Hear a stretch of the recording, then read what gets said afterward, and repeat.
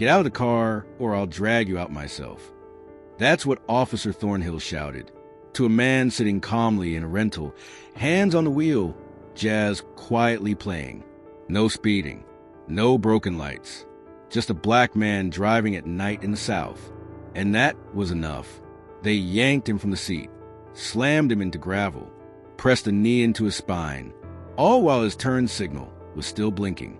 No Miranda rights, no supervisor, just steel cuffs and a cold cell, because to them, he was nobody. But what they didn't know, the man they had just handcuffed like a criminal was Nathaniel D. Mercer, Director of Internal Affairs for the United States FBI, the very person responsible for investigating misconduct in law enforcement. And the moment he laid his badge on that courtroom bench, Ashwood, Georgia learned the hard way. The system just exposed itself. Which state are you watching from? If someone this powerful could be abused like that, what's happening to people without badges, without voice, without proof? This is the story of Nathaniel D. Mercer. And you're about to see how one man turned quiet humiliation into undeniable justice. The sky over Ashwood, Georgia, had turned a heavy shade of gray that day, like a quiet warning that something was coming. Nathaniel D. Mercer was driving a silver Toyota Camry southbound on Interstate 45. He had just wrapped up a discreet assignment in Hattiesburg, where he'd been sent to review internal reports from a local police department. His eyes stayed alert, hands steady on the wheel, while a soft Miles Davis jazz track played on the radio. Flashing red and blue lights lit up behind him. A patrol car pulled up close. Nathaniel exhaled, quietly, reflexively. He wasn't speeding. The rental car had valid plates. All the lights were working, but he already knew. In the eyes of many Southern officers, a black man driving a clean car at night was reason enough to raise suspicion. He eased over to the shoulder, set the handbrake, and rolled down the driver's side window halfway. A flashlight beam immediately shot into his eyes. License and registration, barked Officer Ray Thornhill, a bald man with a clipped, unfriendly tone. No greeting, no explanation. Nathaniel kept his hands on the wheel. May I ask the reason for the stop, officer? Your left turn signal isn't working, Thornhill replied, even though the light from the car's signal was still blinking clearly in the reflection behind them. Officer, I believe it is working. You're welcome to check my dash cam footage, Nathaniel said calmly, reaching into his wallet for his documents. Thornhill ignored him. Step out of the car. Now! I'm complying. Here's my license and registration, Nathaniel replied, holding them out but staying seated. What came next was a shout. Out of the car or I'll pull you out. The door was yanked open. A second officer, younger, Officer Kyle Dunbar, had stepped up beside the patrol cruiser and was already approaching. No further reason was given. Both men grabbed Nathaniel's arms and dragged him from the driver's seat. His head slammed against the doorframe, and his glasses clattered onto the pavement. Stop resisting, one of them yelled, despite the fact that Nathaniel wasn't resisting at all. His face was pressed into Gravel's shoulder, a knee jammed into his back. His arms were wrenched behind him, cold steel cuffs clamping down on his wrists like jagged teeth. Name? Nathaniel Mercer. Where you from? Ashwood, Georgia. Where you headed? I'm on my way to Ashwood. The reason for the stop is still unclear, officers. We ask you answer. Thornhill snapped, his voice dripping with fury. After a round of interrogations that felt more like an inquisition, the two officers began searching Nathaniel's body, wallet, phone, and the trunk of the car. They found nothing suspicious. But no one made a record of that, and no one turned on their body cameras. Nathaniel didn't shout, didn't react. In the pocket of his jacket, a small voice recorder had been activated the moment those red and blue lights first flared behind him. That night, at the Ashwood Police Department, he was locked in a holding cell. No phone call, no explanation of rights, no access to supervisor. The ceiling lights flickered fluorescent blue. Water stains crawled across the walls. No one asked him another question. A passing officer snorted, "Court's tomorrow. You'll see what's what." Nathaniel sat still, wrists marked from the cuffs, eyes fixed on the cold cement floor. They thought he was just another black man, nameless powerless. But they were wrong. And by tomorrow, that mistake would be exposed for the entire town to see. Courtroom 2 of the Ashwood County Courthouse, Georgia, was packed that morning. The ceiling fan whirred in rhythm with the shuffle of paperwork and the quiet tapping of the court clerk's pen. Everything followed the predictable routine of a minor hearing, until that name was called. Defendant Nathaniel D. Mercer. A ripple of murmurs passed through the gallery. No one stood right away. Then, from the back row, a tall black man in his early 50s slowly rose. His gray suit was wrinkled, the collar of his white shirt stained with sweat, and his old leather shoes worn thin by time. He had no attorney, no briefcase, no entourage, just silence. Officers Ray Thornhill and Kyle Dunbar, seated near the back, whispered to each other. Down front, a few spectators leaned over. "Betty's one of those sovereign citizen types try and pull the Constitution card on cops," someone said. Another chuckled quietly. "Yeah, looks like one of those watch me school the judge guys. This'll be good." They didn't bother to whisper. Nathaniel heard every word, but he didn't flinch, didn't turn around, didn't frown. He just walked forward with the steady, deliberate gait of a man well acquainted with being judged by appearances alone. The judge, an older white man with thinning hair and a voice like an AM radio announcer from the 1980s, pushed his glasses up his nose and glanced at the file. "Mr. Mercer, you're being charged with failure to comply with a lawful traffic stop. You have no attorney representing you." "I don't need an attorney," Nathaniel replied softly. A quiet scoff came from the back. The judge looked up, but said nothing. The air in the courtroom thickened. Not enough to erupt, but enough to make everyone sit a little straighter. "This is a minor civil infraction. We'll move quickly," the judge said. "Mr. Mercer, do you have anything you'd like to say before we proceed?" Nathaniel took one more step toward the bench. Slowly, he reached into his jacket. Ray Thornhill, seated in the back, leaned forward, hand inching toward his holster. Nathaniel paused, his gaze cool but steady. He pulled out a small object and placed it gently on the edge of the bench. It was a card, trimmed in soft gold, glinting under the flickering neon lights. "I'm Nathaniel D. Mercer," he said, voice calm and clear. "Director of Internal Affairs, United States Federal Bureau of Investigation." The courtroom fell into absolute silence. The judge didn't blink. He simply stared at the badge. Ray Thornhill now stood rigid, arms slack, face pale. Kyle Dunbar stammered from behind. Is he real?" "I'm not making a declaration," Nathaniel said. "I'm verifying. The serial on the badge can be confirmed with the Office of the Federal Inspector General or the Southeast Regional Director in under 3 minutes." He turned and looked directly at the 2 officers seated behind him. They sat frozen, their cheeks flushed crimson. "I didn't come here to cause a scene. I'm here because I was unlawfully detained, slammed onto the pavement without any lawful cause. I didn't yell. I didn't resist. But I recorded everything. And now, I am formally requesting that the case be dismissed immediately and that both officers involved be placed on administrative leave pending a federal investigation." A long pause followed, quiet as winter. Then the judge gave a faint nod, his voice slightly shaken. "Request granted." And just like that, what seemed like an anonymous courtroom hearing became the epicenter of a shockwave that Ashwood, and perhaps the country, would not soon forget. The air in Ashwood hadn't yet settled after the courtroom revelation when, the very next morning, Nathaniel D. Mercer arrived at the Ashwood County Police Department. Wearing the same simple gray suit, he walked in like a man who had no time left for apologies. In his hand was a thick folder packed with charts, report copies, and police system logs, documents he had quietly gathered over the past 48 hours. Police Chief Ben Raskin, a white man in his 50s with a permanently unreadable face, stood when he saw Nathaniel enter his office. "I've heard about what happened," Raskin said, his tone defensive. "We're trying to understand." "I'm not here to listen to explanations," Nathaniel cut in.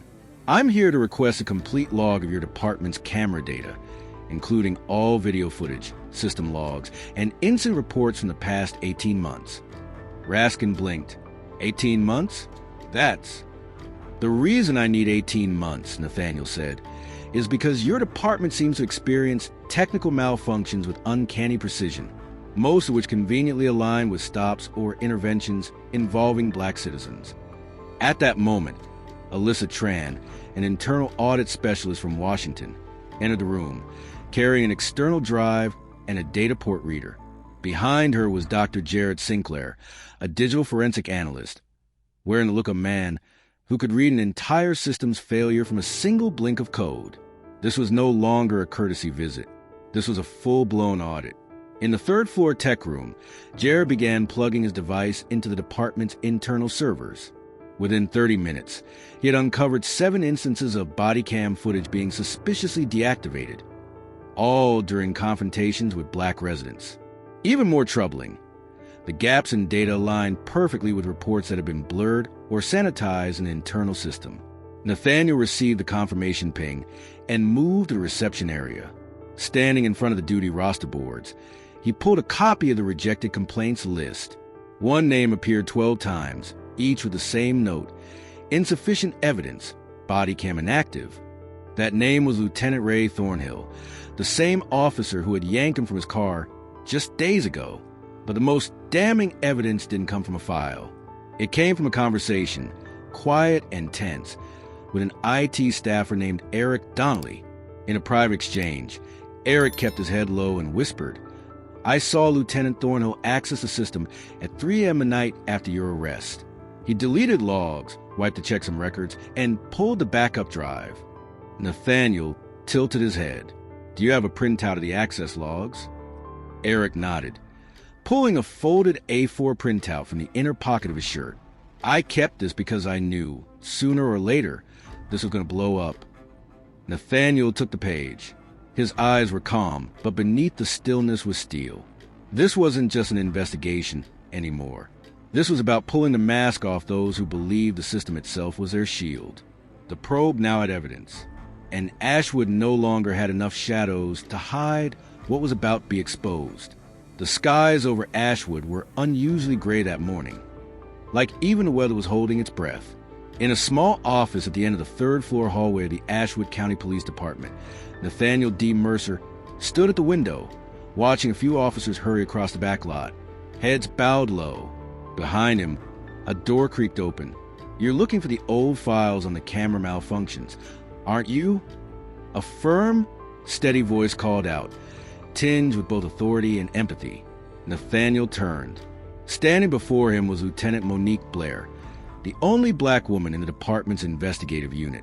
She was around 40, sharp-eyed but not cold, and walked into the room with the kind of presence that said she spent a lifetime confronting a culture of silence. "I know I'm taking a risk," Blair said, placing a thick folder on the table. "But if you're here for real justice, maybe it's time someone stopped pretending they didn't see it." Nathaniel opened the folder. Inside were reports long ignored or hastily filed away, all repeating the same patterns.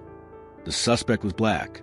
The camera deactivated during key moments of escalation, and always the same patrol unit.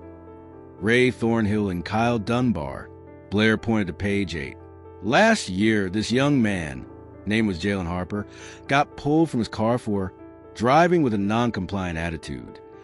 The case was buried in 3 days. He moved out of state.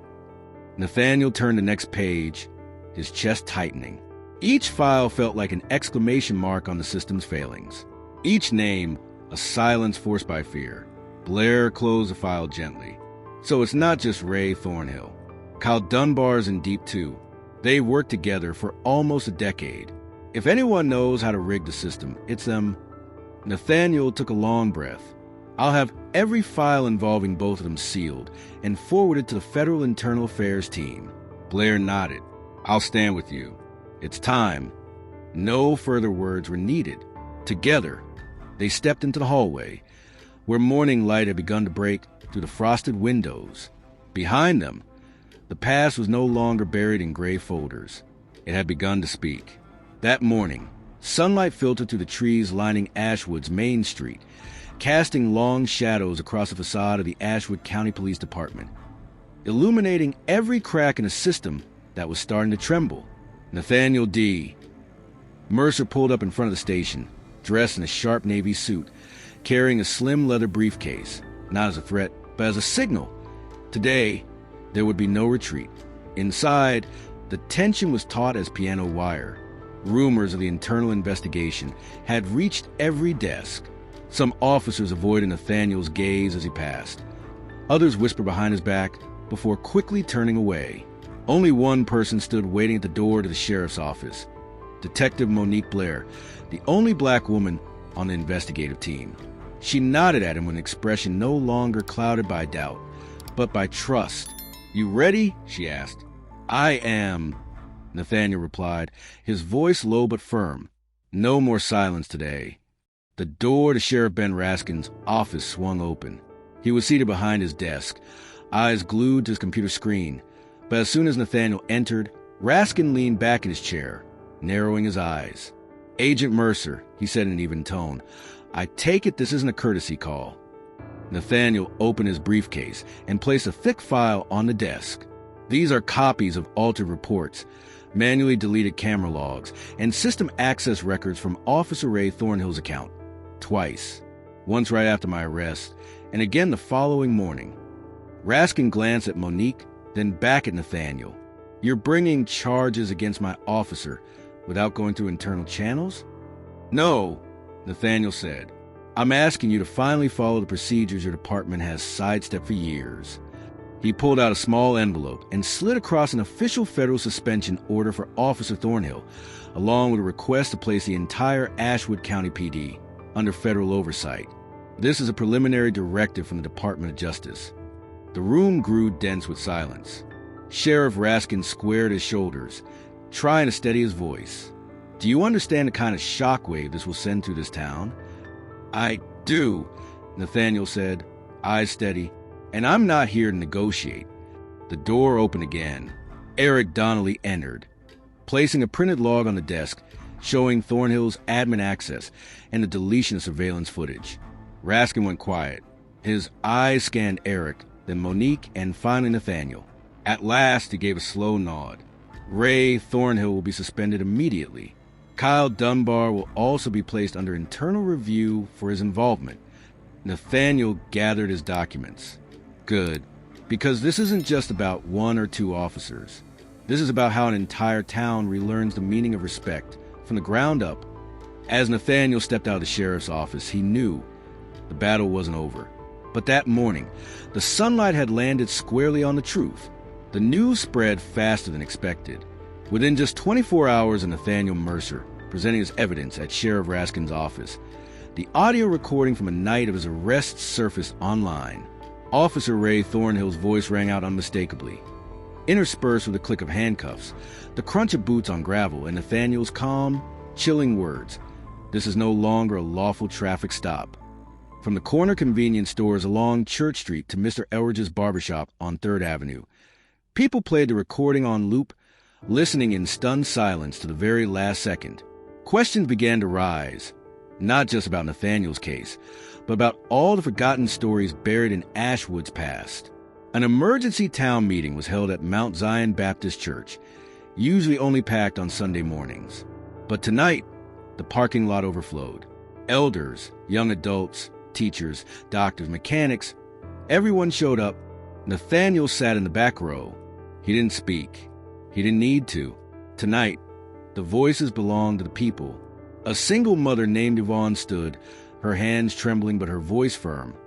3 years ago, my son, he was just 16, was stopped on his way to school. They said he was looking suspiciously at houses. They made him kneel in the street. No one believed me when I told them. An elderly black man in a worn trench coat, his face lined like a map of time, slowly walked to the pulpit. In 1984, I was arrested here for suspicious behavior, which meant I was walking home from my wife's house carrying a loaf of bread. They threw me into a cruiser like I just robbed a bank. Amen echoed across the church, not in worship but in solidarity. Then, at the height of the moment, the rear doors creaked open. A middle-aged white man, Wade Collier, a local businessman known for his indifference, stepped inside and walked straight to the front. The room held its breath. I used to think this was all exaggerated, just isolated incidents. he began. "But I heard that recording, and I'm ashamed. My daughter asked me today, 'Dad, do you think Mr. Nathaniel would have made it home if he didn't have an FBI badge?' I didn't know what to say." Applause broke out, this time unrestrained. Finally, Sheriff Ben Raskin rose from his seat. His face was gaunt with exhaustion, his eyes steady as he looked out over the crowd. "I've worked in this field for 31 years, and I have to admit, I let silence become habit." He paused, swallowed hard. "We're restarting the entire complaint review process. Every report ever marked unfounded will be reopened, and we will accept federal oversight as requested." Nathaniel said nothing, but when Monique Blair turned to him, she saw something rare in his eyes: relief. The town hall meeting ended with something Ashwood had never seen before: a long line of residents, people of all races, standing up one by one to share their stories. No one left early. That night, Nathaniel left Mount Zion Church under a high, silver moon. On the front steps, a teenager was waiting for him. "Mr. Mercer," the boy asked. "I've been stopped before too, but I had nothing to prove it. How did you do it?" Nathaniel placed a hand on the boy's shoulder. "It wasn't because I had a badge," he said. "It was because I stopped being afraid of the truth." Within 72 hours of the town meeting at Mount Zion, the Ashwood Police Department began a reform effort no one had dared to imagine. Officer Ray Thornhill, the man who once thought himself untouchable, was officially suspended for unauthorized interference with digital evidence systems. The decision was signed by Sheriff Ben Raskin under direct oversight from the Office of the Inspector General for the region, led by Nathaniel D. Mercer himself. "We're not just suspending people," Sheriff Raskin stated at a small press conference outside the station. "We are reopening every complaint that was ever dismissed, every file, every body cam log, every report reviewed under a microscope." The very next day, a federal internal audit team arrived in Ashwood. They worked around the clock, cross-referencing civil complaints, dashcam footage, and department records.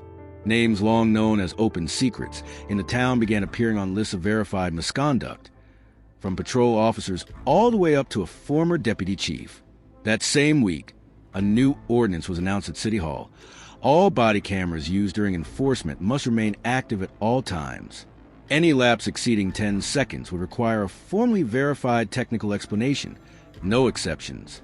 And perhaps the most powerful change, an independent civilian oversight board was formed.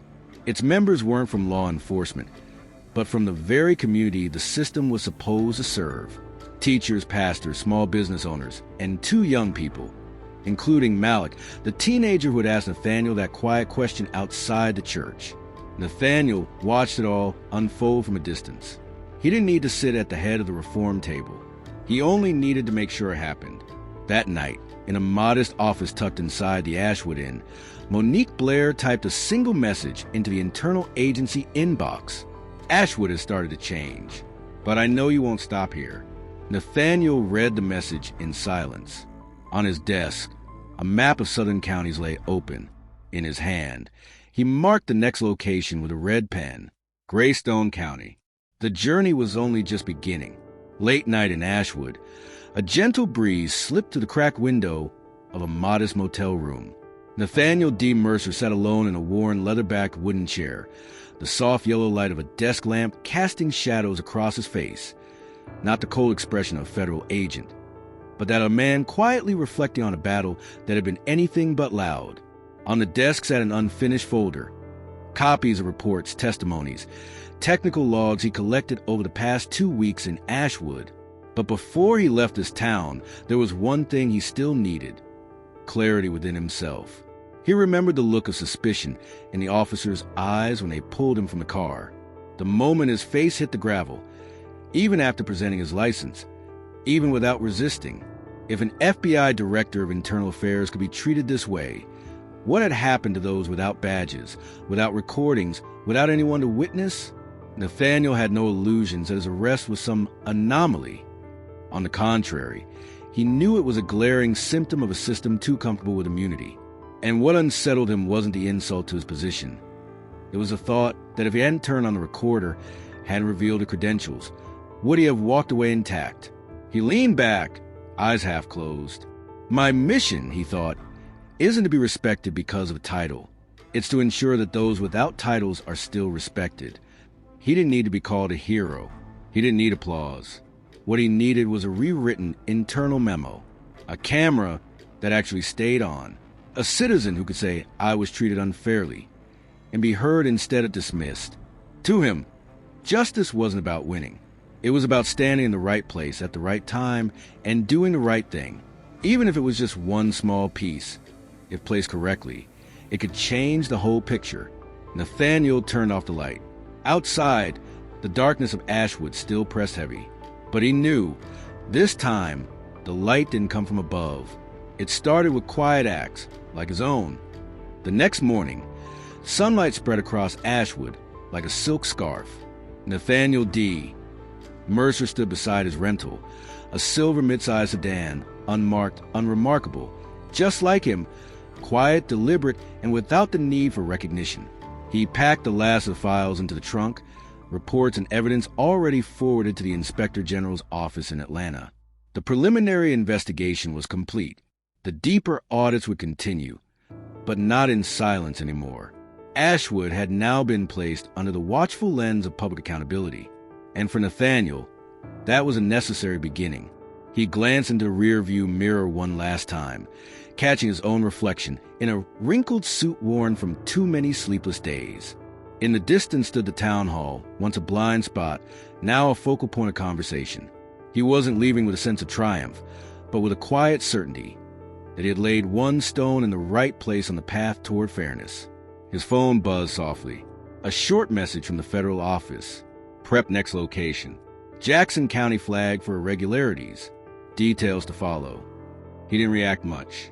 Just lifted his gaze, started the car, and turned the wheel out of the dusty lot behind the motel. The journey now continued with a different map, but for the same reason. Nathaniel didn't need his name known. He didn't need to stand at podiums or go on TV to talk about the system. He just needed to make sure that everywhere he went, every reopened case, every reactivated camera, left another quiet crack in the wall of unchecked power. Because for him, change didn't come from a punch. It came from persistence. Not from glory, but from moral resolve. And sometimes, the person who keeps the fire burning the longest is the one who carries it quietly through the dark,